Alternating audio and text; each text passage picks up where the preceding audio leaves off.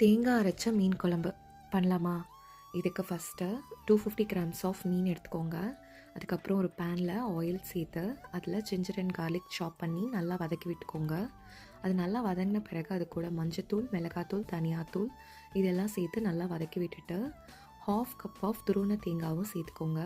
அதையுமே நல்லா வறுபடுற அளவுக்கு நல்லா வதக்கிட்டு இப்போ அது ஆறணுன்னு அதை நல்லா க்ரீமி மிக்சராக அரைச்சி எடுத்துக்கோங்க.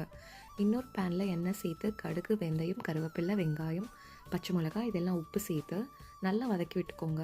இதெல்லாம் நல்லா வதங்கின பிறகு பெருசாக கட் பண்ணி வச்சுருக்க தக்காளியை சேர்த்துக்கோங்க. இதையும் நல்லா வதக்கி விடுங்க. இதெல்லாம் நல்லா வதங்கின பிறகு இது கூட இப்போ நம்ம ஆல்ரெடி அரைச்சி வச்சுருக்கோம் இல்லையா ஒரு கலவை, அதை சேர்த்துக்கோங்க. அதையுமே நல்லா கொஞ்சம் தண்ணி சேர்த்து நல்லா மிக்ஸ் பண்ணி விட்டுக்கோங்க. இப்போ நம்ம ஆல்ரெடி கொஞ்சமாக புளி எடுத்து கரைச்சி வச்சுருந்தோம். அதையுமே இப்போ இதில் சேர்த்துக்கோங்க. புளி கரைச்சல் சேர்த்த பிறகு அது நல்லா பாயில் ஆகணும். ஸோ அதனால் ஒரு மூடி போட்டு நல்லா பாயில் பண்ண விடுங்க.